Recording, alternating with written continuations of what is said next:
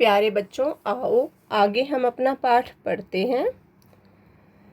क्या आपको पता है कि आपके शिक्षक कैसे जानते हैं कि कौन सा वाक्य शुद्ध है और कौन सा अशुद्ध? आपके अध्यापकों को एकदम से पता लग जाता है कि आपने कहाँ पर शुद्ध लिखा हुआ है, कहाँ पर अशुद्ध लिखा हुआ है। आपकी गलतियों को वो आसानी से निकाल देते हैं। जब आपने उत्तर पुस्तिका में लिखा है तो उनको पता लग जाता है। किसकी सहायता से? व्याकरण की सहायता से। वे व्याकरण की मदद से जानते हैं कि शुद्ध कैसे बोलना है और कैसे लिखना है। किसकी मदद से? व्याकरण की मदद से। क्या जानते हैं? कि हमें शुद्ध कैसे बोलना है और कैसे लिखना है। ठीक है, तो बच्चों अब हमारा प्रश्न है कि व्याकरण किसे कहते हैं? ठीक है, व्याकरण हमें भाषा को शुद्ध रूप में बोलना, लिखना और पढ़ना सिखाता है। व्याकरण का क्या काम है?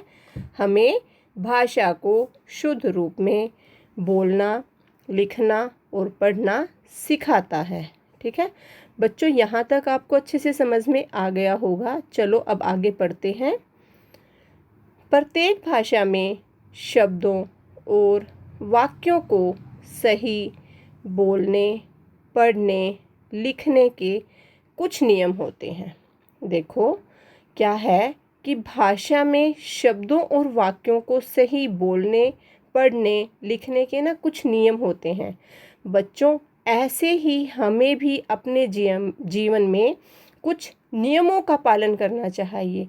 अगर हम अपने जीवन में नियमों का पालन करेंगे तो हम प्रत्येक कार्य आसानी से कर लेंगे और हमें कहीं पर भी कोई कठिनाई नहीं आएगी।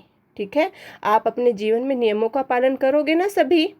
ठीक है, सभी को नियमों का पालन करना है। फिर से देखो, प्रत्येक भाषा में शब्दों और वाक्यों को सही बोलने, पढ़ने, लिखने के कुछ नियम होते हैं।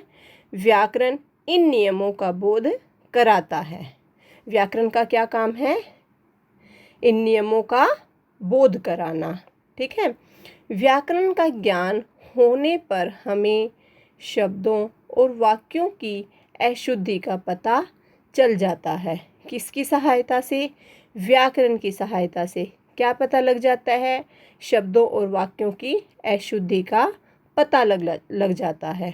ठीक है, तो बच्चों इस वीडियो में हम इतना ही पढ़ेंगे।